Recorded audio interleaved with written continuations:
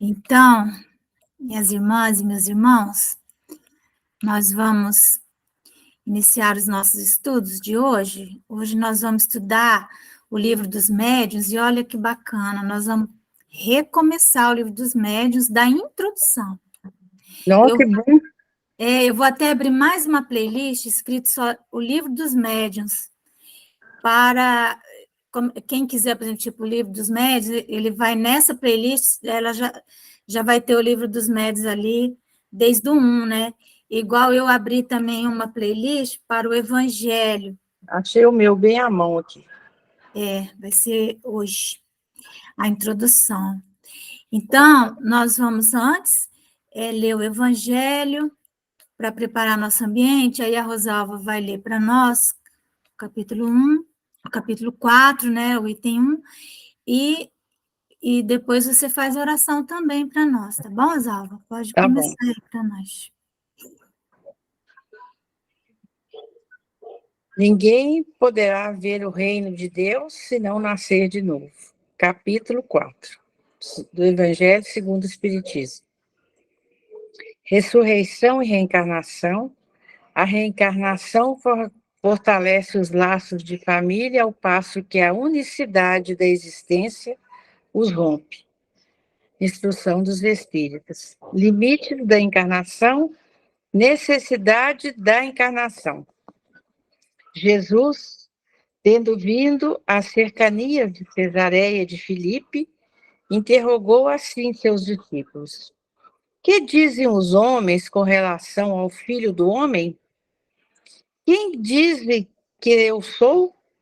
Eles lhes respondeu: dizem uns que és João Batista, outros que és Elias, outros que Jeremias, ou algum dos profetas. Perguntou-lhes Jesus: e vós, quem dizeis que eu sou? Simão Pedro, tomando a palavra, respondeu: tu és o Cristo, o Filho do Deus vivo. Replicou-lhe Jesus: bem-aventurado és, Simão, filho de Jonas, porque não foram a carne nem o sangue que isso te revelaram, mas meu Pai que estás no céu, que está nos céus. São Mateus, capítulo 16 a 13. São Marcos, capítulo 8 a 27. Nesse íntere, Herodes, o tetrarca, ouvira falar de tudo o que fazia Jesus e seu espírito se achava em suspenso, porque uns diziam que João Batista ressuscitara dentre os mortos, outros que aparecera Elias, e outros que um dos antigos profetas ressuscitara. Disse então Herodes: mandei cortar a cabeça de João Batista. Quem é então esse de quem ouço dizer tão grandes coisas? E ardia por vê-lo. São Marcos, capítulo 6, São Lucas, capítulo 9. Após a transfiguração, seus discípulos, então, o interrogaram dessa forma: por que dizem os escribas ser preciso antes que volte Elias? Jesus lhes respondeu: é verdade que Elias há de vir e restabelecer todas as coisas, mas eu vos declaro que Elias já veio e eles não o conheceram e o trataram como lhes aprouve. É assim que farão sofrer o Filho do Homem. Então, seus discípulos compreenderam que fora de João Batista que ele falara. Essa passagem está em Mateus, capítulo 17, e São Marcos, capítulo 9. Ressurreição e reencarnação. A reencarnação fazia parte dos dogmas dos judeus sob o nome de ressurreição. Só os saduceus, cuja crença era a de que tudo acaba com a morte, não acreditavam nisso. As ideias dos judeus sobre esse ponto, como sobre muitos outros, não eram claramente definidas, porque apenas tinham vagas e incompletas noções acerca da alma e da sua ligação com o corpo. Criam eles que um homem que vivera podia reviver, sem saberem precisamente de que maneira o fato poderia dar-se. Designaram pelo termo ressurreição o que o Espiritismo mais judiciosamente chama reencarnação. Com efeito, a ressurreição da ideia de volta à vida, o corpo que já está morto, o que a ciência demonstra ser materialmente impossível, sobretudo quando os elementos desse corpo já se acham desde muito tempo dispersos e absorvidos. A reencarnação é a volta da alma ou espírito à vida corpórea, mas em outro corpo, especialmente formado para ele, e que nada tem de comum com o antigo. A palavra ressurreição podia, assim, aplicar-se a Lázaro, mas não a Elias, nem aos outros profetas. Se, portanto, segundo a crença deles, João Batista era Elias, o corpo de João não podia ser o de Elias, pois que João fora visto criança e seus pais eram conhecidos. João, pois, podia ser Elias reencarnado, porém não ressuscitado. Para ou continua?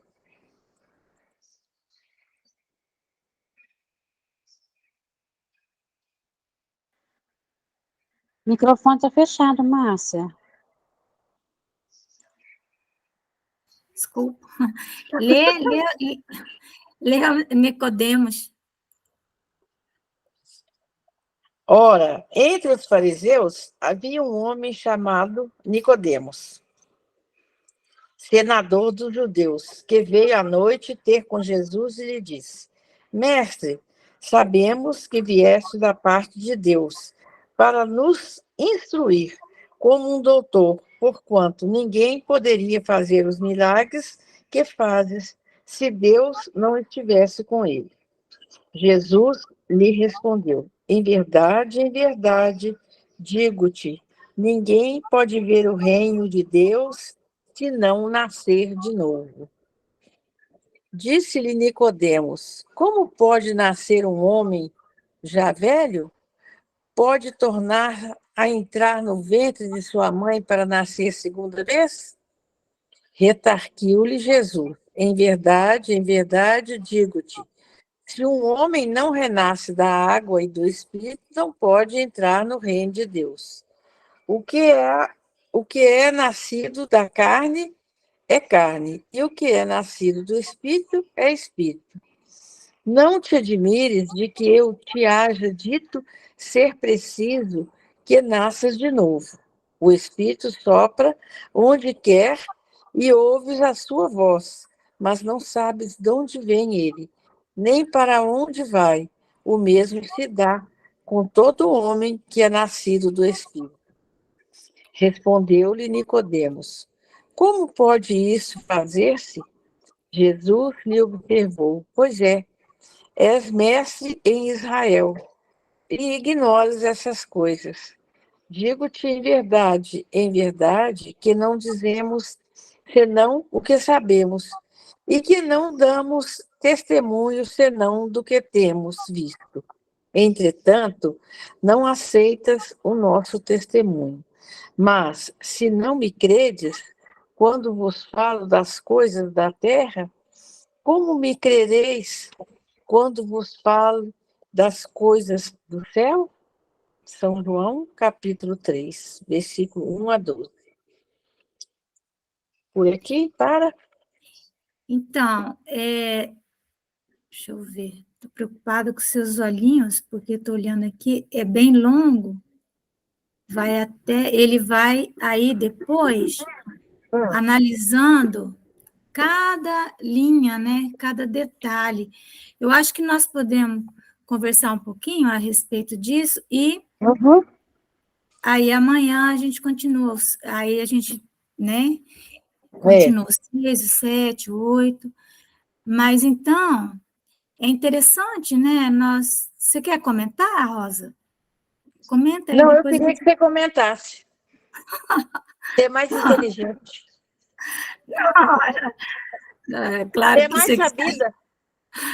Oxe, oxe. Então, vejam só, né, é, essa ideia da reencarnação, ela sempre, ela era muito conhecida, né? O que aconteceu é que depois houve um concílio, né, da Igreja Católica e se decidiu, então, que a reencarnação não existia, né? Então, ficou proibido aquelas narrativas, né? Aquelas releituras que se faz por causa do interesse. Mas Mas qual interesse havia nisso? é um Papa que o que acontece? Ele tinha uma esposa, entre aspas, né? Uma mulher. Agora não vou me lembrar o nome dele. E então ela era uma pessoa muito má, né? Ambiciosa. Má mesmo. E com a crença na reencarnação, falava que as pessoas poderiam voltar, não é? Numa situação muito complicada. Quem era rico voltar como pobre e tal. E então, isso era insuportável para ela. E então ele fez um concílio para acabar com a ideia da reencarnação. Ela também ela adorava deuses, né, pagãos, mas enfim, para você ver, né, coisas assim que é absolutamente pontual, e a partir de então a reencarnação ela saiu da, dos textos da Bíblia, né? Mas era algo Então, que, ela que... mudou a narrativa, mas não mudou Mas não adiantou a- nada, quando ela desencarnou, ela viu que ela ia ter que reencarnar do mesmo jeito, né? Rosalba, a senhora não me venha, por gentileza, com essas narrativas. Pelo Pois, amor de Deus, Rosalba. né? Então, aí, o que acontece, né? Os judeus, eles não tinham uma ideia, eles não tinham um raciocínio abstrato suficiente para poder entender como que poderia se dar esse retorno. Eles sabiam que isso poderia acontecer, mas eles não tinham nem conhecimento mesmo de ciência suficiente para poder entender essa questão da reencarnação. Muitos deles compreendiam, sim, a reencarnação, mas não aqueles que nós chamamos os filhos da Terra, né? Então, olha só, a reencarnação é um conceito que, quando perguntaram para o Chico Xavier como reconhecer aquelas almas que começaram o seu processo de evolução na Terra, os filhos da Terra, os filhos do Calvário, né, de Jesus, e aqueles que eram espíritos que já vinham de outros planetas, né, os exilados, né? Aí o Chico falou, é muito fácil. As pessoas que conseguem compreender o conceito da reencarnação na sua inteireza, esses não começaram o seu processo de evolução na Terra, entendeu? Então, é por isso que muitos dos judeus, né, os mais simples, eles não conseguiam compreender, né, a reencarnação, como que isso poderia acontecer. E é por essa razão que Jesus fala, né, para Nicodemos, como que você não consegue entender uma coisa dessa, não é? Sendo um doutor da lei, né? Ele era um senador, sendo alguém que conhece a lei, né, de Moisés, que é o seu ofício esse. Como que você, então, não entende, né? Então, daí Jesus fala, se um homem não renasce da água e do Espírito, não pode entrar no reino de Deus. Então, da água e do Espírito. Ele não tinha como explicar nessa época, né, o que seria essa água. Hoje nós sabemos que tanto o corpo humano é formado de quase 80% de água, né? Que o espermatozoide é uma gotícula de água, que o óvulo, né? Ele ainda não é ovo, ele vira ovo quando também é feito de água. Então, a água aqui significando esse elemento que vai unir, né? Seria o elemento material, e que vai unir a matéria com o espírito. Então, o homem tem que renascer da água e do espírito para poder entrar no reino de Deus, ou seja, para poder progredir, né? Então, Jesus continua, né? O que é nascido da carne é carne, e o que é nascido do espírito é espírito. Então, mostrando que existe o princípio material e o princípio espiritual. E que, então, são dois, aliás, o elemento material, o elemento espiritual, e que eles são distintos, que a união do espírito com a matéria serve para intelectualizar a matéria, e aí é um longo processo de conhecimento que nós vamos falando, né? Então, Jesus continua, né, que para que ele não se admirasse de que é preciso nascer de novo, porque como que ele iria ter todo esse conhecimento, né, se ele não passasse pelo processo reencarnatório, não é? Então, ver o reino de Deus significa estar com o coração puro, e né, não é? Para ver a Deus, bem-aventurados os puros de coração, porque verão a Deus, é assim que está lá nas bem-aventuranças. Então, para ver a Deus, para ver o reino de Deus, para ver, né? Ó, ninguém pode ver o reino de Deus se não nascer de novo. Bem-aventurados os puros de coração, porque verão a Deus. Então, ver a Deus e o reino de Deus é a mesma coisa. Mas como é que você vai depurar o seu coração, né? Porque o coração é que guarda o nosso projeto, né? Esse projeto de evolução traçado por Jesus, que significa caminho, verdade e vida, não é? Quando Jesus fala, eu sou o caminho, a verdade e a vida, ele não está apenas se definindo. Nós vamos entender isso de uma forma mais transpessoal. Ele está dizendo que ele, Jesus, na sua trajetória evolutiva, seu programa de evolução, ele usou essa estratégia, caminho, verdade e vida. Caminho significando missão, verdade significando a fé, e a vida significando a alegria de viver e de estar nesse processo. Quando você cumpre essa tarefa, você está a caminho. Então, é interessante tudo isso, né? Então, Rosa, você pode fazer a nossa oração, pode ser?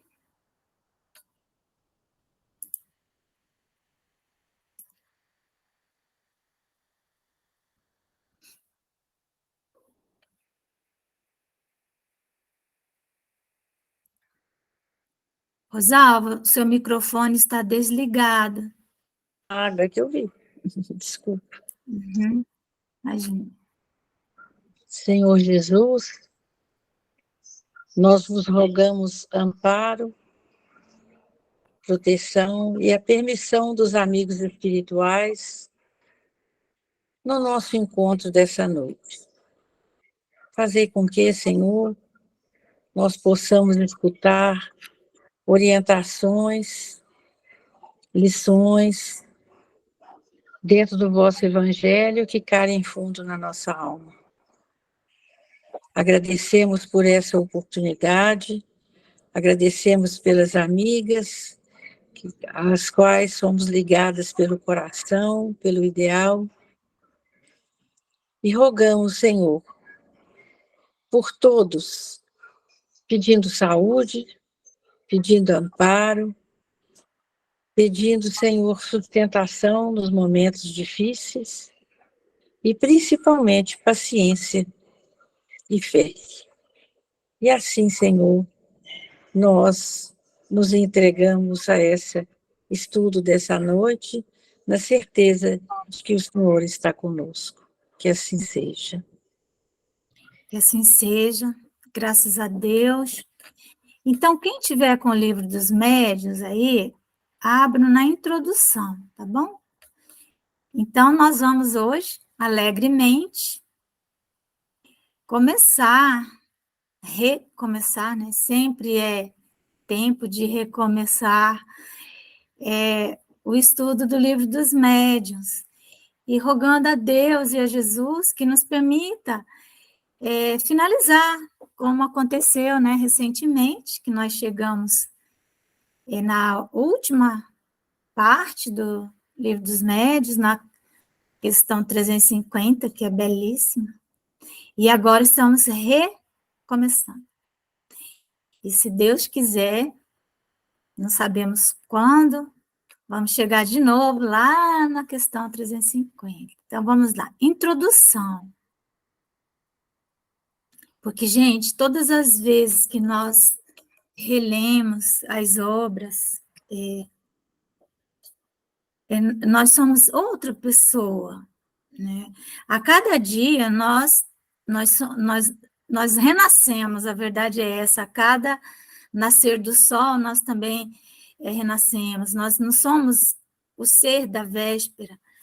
Então, e nós estamos com certeza mais experientes, e então, em condições de aprofundar mais a nossa compreensão, nosso nível de consciência estará também mais expandido a cada dia. Por isso que sempre que nós lemos um livro, depois relemos, nós vamos encontrar coisas que não tínhamos percebido antes, porque a nossa percepção também ela vai se ampliando. Então, eu fico bem feliz quando eu começo novamente a ler uma obra, especialmente obra básica. Então, vamos lá. Introdução de O Livro dos Médiuns.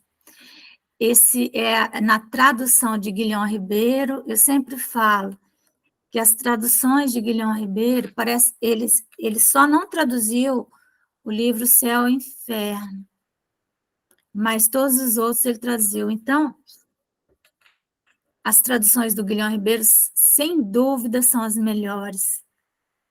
O português dele é escorreito, né?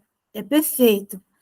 Então, muitas vezes pode ter, sim, alguma construção de frase mais difícil de entendimento, mas o Espírito de Verdade nos convoca, né? Espíritas, amai-vos, eis o primeiro ensinamento, instruí-vos, eis o segundo, né? Então, a instrução, se a gente não entende, vamos procurar entender, né? E não buscar um português coloquial, mais singelo, se nós podemos, sim, né? Enfim, né? Vamos lá. Todos os dias, a experiência nos traz a confirmação de que as dificuldades e os desenganos com que muitos topam na prática do espiritismo se originam da ignorância dos princípios desta ciência.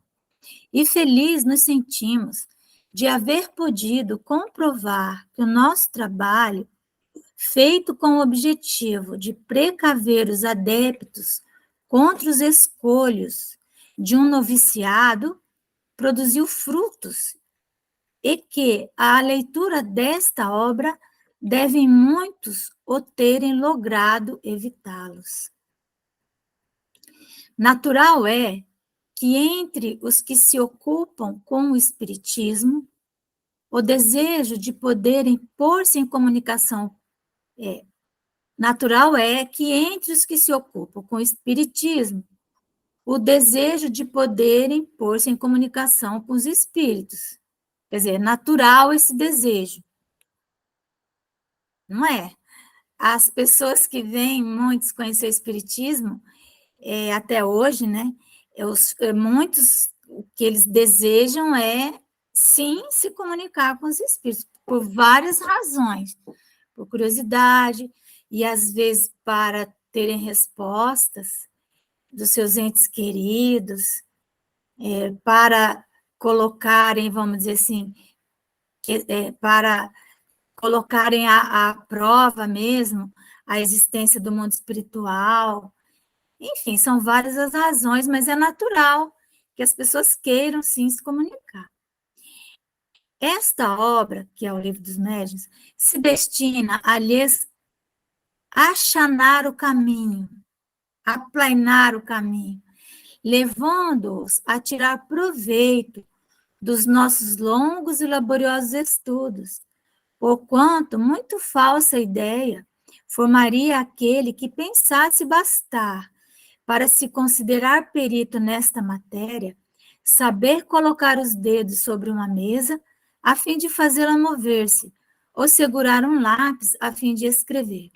Então, o Kardec está falando aqui, porque quando ele escreve o Livro dos Médiuns, ele recente escrito o Livro dos Espíritos, então, quando ele escreve o Livro dos Médiuns, ele está falando daquelas comunicações muito comuns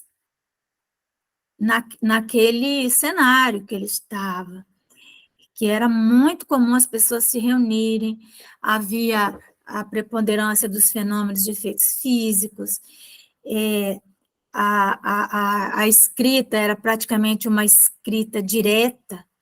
Por quê? Porque a espiritualidade queria, sim, chamar a atenção, não é? Hoje isso não é mais tão comum, até porque a psicografia, ela avançou, né? Com se entendeu que não havia mais tanta necessidade de fazer comprovações de que não havia interferência do médium, nós fomos aprendendo essas questões, mas nesse momento ele está dizendo que não é porque as pessoas... Eu me lembro, quando eu era criança, a pessoa falava dessa brincadeira do copo, que era comum ainda no meu tempo de criança, até porque eu já tenho uma certa idade, né? Então, as pessoas faziam, colocavam ali o copo e colocavam o alfabeto e ficavam brincando daquilo. Não é suficiente isso para você achar que você é um perito em comunicação, né? Enganar-se-ia igualmente quem supusesse encontrar nesta obra uma receita universal e infalível para formar médiuns. Olha que interessante, é muito importante isso. Não existe essa receita. Kardec já falou isso, não tem essa receita. Então, quando alguém vem com receita, cuidado, muito curso, muita coisa, né? Se bem cada um traga em si o germe das qualidades necessárias para se tornar médium, tais qualidades existem em graus muito diferentes, e o seu desenvolvimento depende de causas que a ninguém é dado conseguir se verifiquem à vontade. Não é fácil verificar isso, gente. Cada pessoa tem o germe da mediunidade. Por quê? Porque nós fomos aprendendo ao longo do tempo, né? Com as obras que vieram posteriormente, com todas as comunicações, que o nosso organismo é esse veículo mediúnico, né? E que, evidentemente, cada pessoa é um universo diferente do outro, né? Então, olha como Kardec é fantástico, né? Então, ele diz assim, ó, as regras da poesia, da pintura e da música não fazem que se tornem poetas, pintores ou músicos os que não têm o gênio de alguma dessas artes. Apenas guiam os que as cultivam no emprego de suas faculdades naturais. O mesmo sucede com o nosso trabalho. Seu objetivo consiste em indicar os meios de desenvolvimento da faculdade mediúnica, tanto quanto o permitam as disposições de cada um, né, de cada pessoa, e, sobretudo, dirigir-lhe o emprego de modo útil. Olha a palavra útil, sempre eu falo isso, que os espíritos, né, e o próprio Allan Kardec gostam desse termo, útil, porque ser útil é o máximo que nós conseguimos chegar enquanto seres humanos. Nós nunca conseguiremos chegar a ser bons. Então, bom, né? Bom só Deus o é. O que nós podemos ser? Nós podemos ser úteis. Então, quando nós falamos, fulano é uma pessoa boa, é porque ele é uma pessoa útil. É nesse sentido, né? Generoso, então ele é útil. Dirigir-lhe o emprego de modo útil quando ela existe. Esse, porém, não constitui o fim único a que nos propusemos. De par com os médiuns propriamente ditos, aqui, quando ele fala médium propriamente ditos, é aqueles cuja faculdade é mais acentuada, né? Há a crescer diariamente uma multidão de pessoas que se ocupam com as manifestações espíritas. Então, tem aqueles que já naturalmente são médiuns. Kardec conviveu com médiuns espontâneos, porque isso era muito necessário naquele momento, né? E um tempo em que a mediunidade não sofria, né, as restrições que, por incrível que pareça, hoje ela sofre. Eu sempre falo isso. Imagina se Allan Kardec, como é que as médias, que eram duas adolescentes, que serviram a Kardec, né? E como é que elas iam fazer um curso de médium se ainda ninguém conhecia nada sobre mediunidade? Não é? Então, muitas vezes, né? Há uma repressão da mediunidade. Há pessoas que elas não têm muito tempo para ficar fazendo curso, porque a mediunidade nelas está eclodindo, né? Eclodindo e, vamos dizer assim, explodindo mesmo, não é? Então, o centro espírita tem que se preparar para poder lidar com essas situações e não reprimir. Dizer, não, fulano só pode participar de uma reunião mediúnica depois que ele fizer um curso de 2, 3 anos. E nesse período, como que ele fica? Então, é necessário que haja, assim, grupos para acolher esses médios que chegam, para você ir ajustando isso. Não é necessário.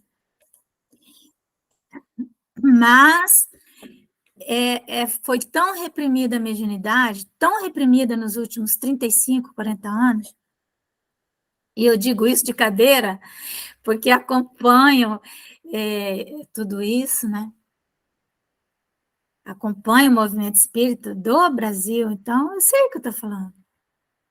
Houve tanta repressão, os médios ficaram tão reprimidos, que os médios sentem muito medo, às vezes, de falar alguma coisa, de se exporem, né?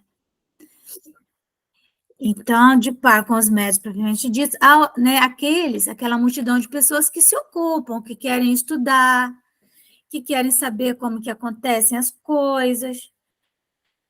Então, assim, guiá-las nas suas observações, assinalar-lhes os obstáculos que podem e onde necessariamente encontrar, lidando com uma nova ordem de coisas, iniciá-las na maneira de confabularem com os espíritos, indicar-lhes os meios de conseguirem boas comunicações, tal o círculo que temos de abranger, sob pena de fazermos trabalho incompleto. Então, ele está falando aqui daqueles dialogadores com os espíritos, não é doutrinador.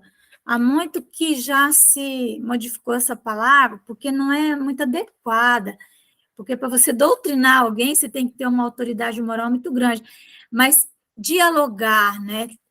Para isso, a pessoa tem que ter, lógico, uma certa autoridade intelectual e moral, né? Evidentemente, para dialogar, porque vai dialogar com vários níveis de espírito. Então, aí nós vamos ter várias espécies de pessoas, nós vamos ter aqueles que estarão a nível de observação científica, né? Para compreender melhor o fenômeno, como as coisas se dão. E veja que, então, nós estamos na introdução do Livro dos Médiuns. Muitos fenômenos ainda não tinham sido completamente observados. E Allan Kardec sabe disso. Que nós precisávamos ainda observar muitas coisas. Então, ele vem com esse livro, né? Trazer a sua experiência, a experiência dele, Allan Kardec. Que métodos ele utilizou, não é?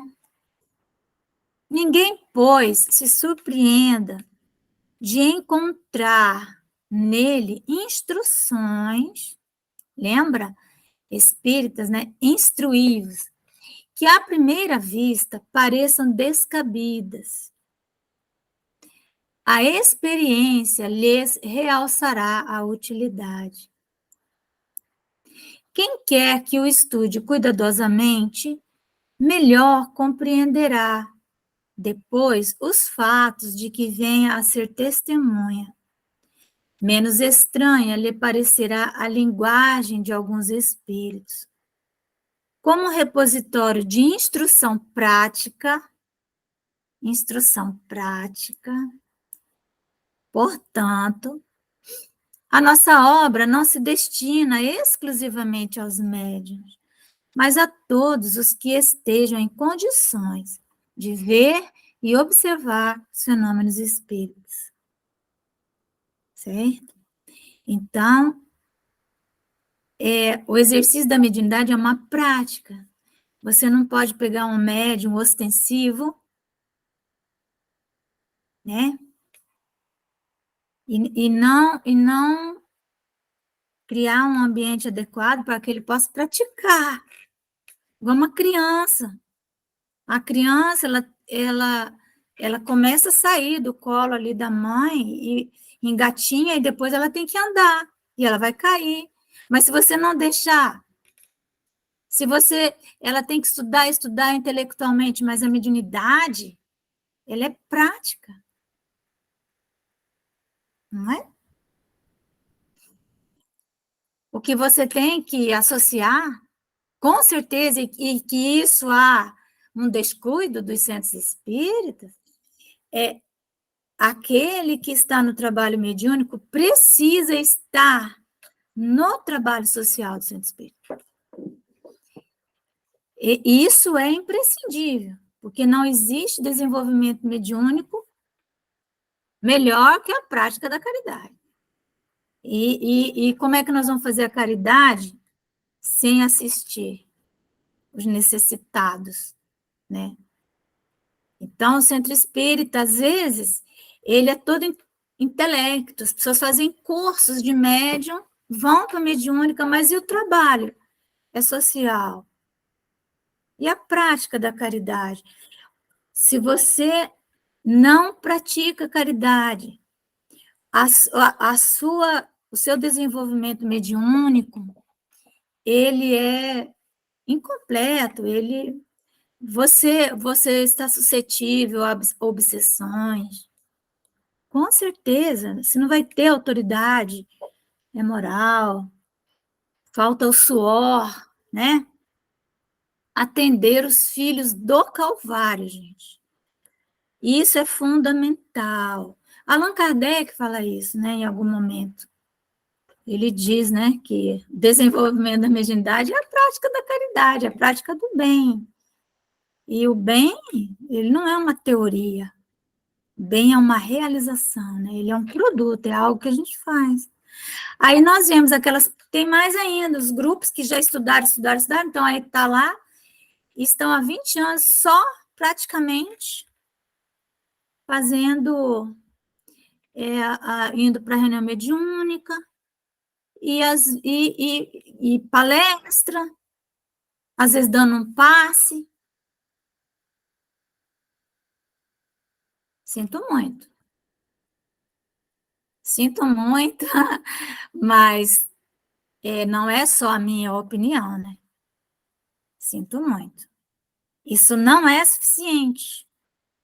Não se desenvolve mediunidade com palavras e recebendo espírito. Só vai receber um monte de espírito, mas a mediunidade dela não estará desenvolvida. Não faltará, Deise, fala, Deise. Márcia, uma dúvida. Quanto a essa sua colocação, quanto a só ter o trabalho mediúnico e sem fazer a caridade, né, o trabalho voluntário. Mas a gente sabe também que o trabalho mediúnico não deixa também de ser uma assistência aos nossos irmãos necessitados, certo? Isso já também se torna uma obra de caridade, porque nós quanto médiuns, né, nós nos dispomos a ter essa comunicação, né, para que os dialogadores estejam conosco, para poder orientar esses espíritos menos esclarecidos. Quando você fala, né, como você disse, isso não é seu, isso é de estudo. Mas quando diz, né, que não é o suficiente, por quê? Assim, eu vou fazer uma pergunta porque eu realmente não compreendi o contexto. Por que não é o suficiente? Não é o suficiente por várias razões, né? Porque a prática mediúnica, na mesa mediúnica, ela é, quando se fala de mediunidade, ela seria, assim, 5% do exercício da mediunidade. Porque a mediunidade, ela é uma função orgânica de senso e de percepção, né? E para desenvolver o senso e a percepção, isso só é possível nas nossas relações interpessoais, certo? E o nosso senso moral, desenvolver a mediunidade é desenvolver o amor em nós. E na reunião mediúnica, pura e simplesmente, isso não vai acontecer.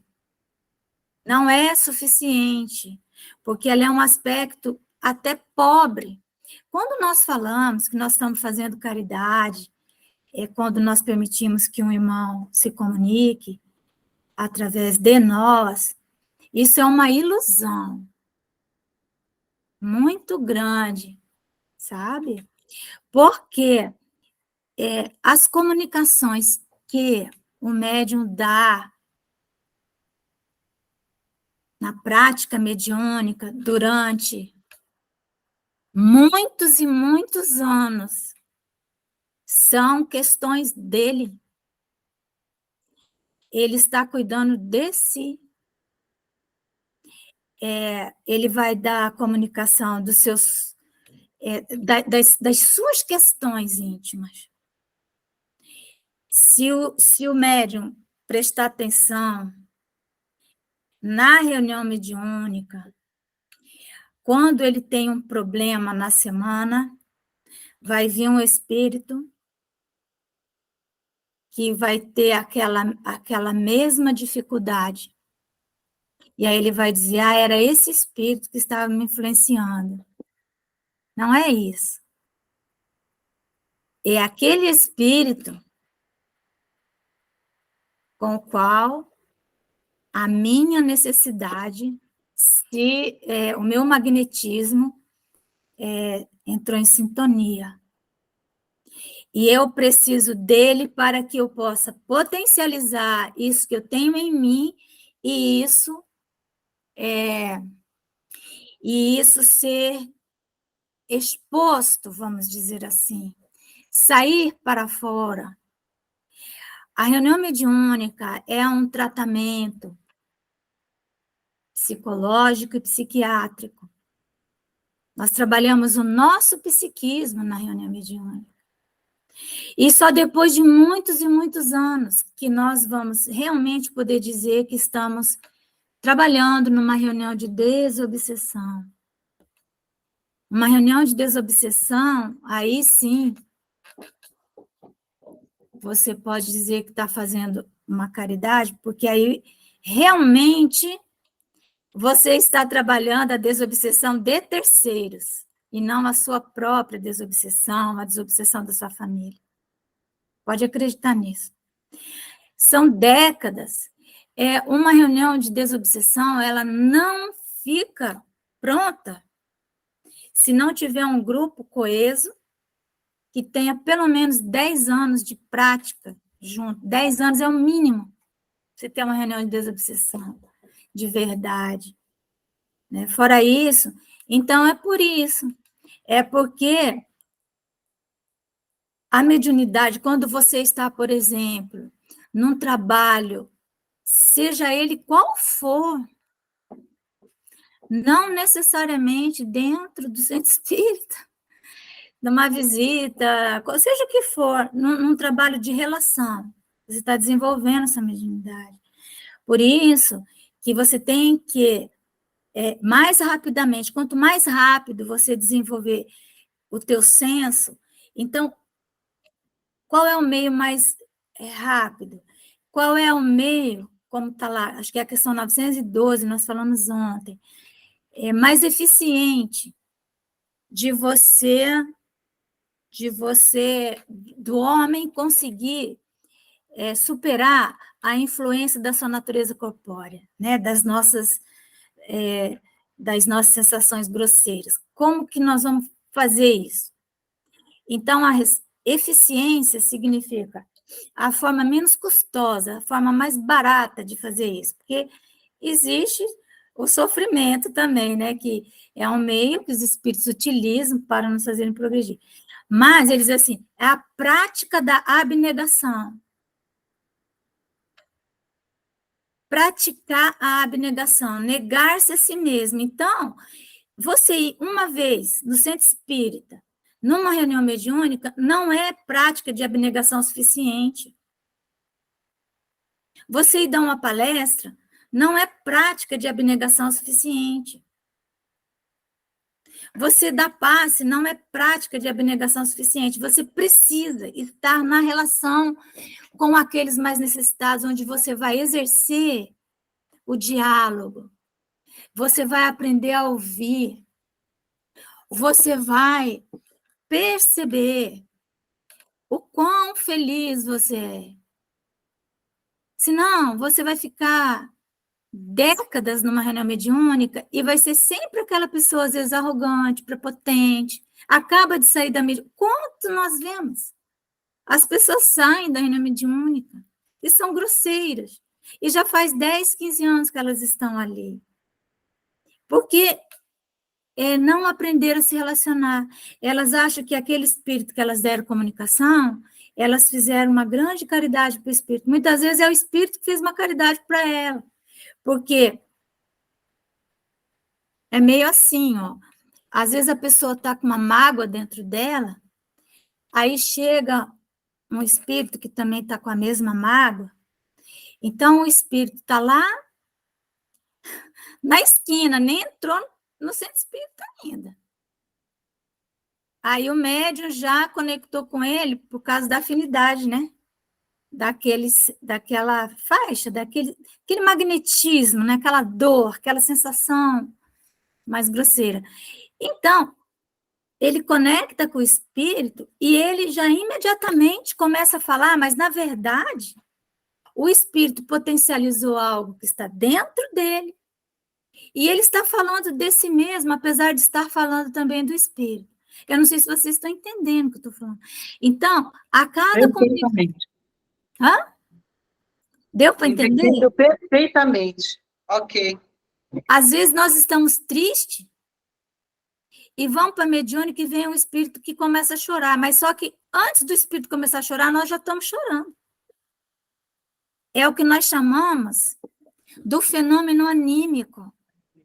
Mas existe um espírito ali também potencializando. Então, nós conjugamos a nossa dor com a dor do espírito. E aí vai entrando. Aí toda aquela nossa dor, nós vamos conseguindo fazer aquilo que você vai, por exemplo, com um psicólogo e você faz aquela catarse, né? Às vezes começa a contar a sua história, vai lá e começa a chorar, às vezes.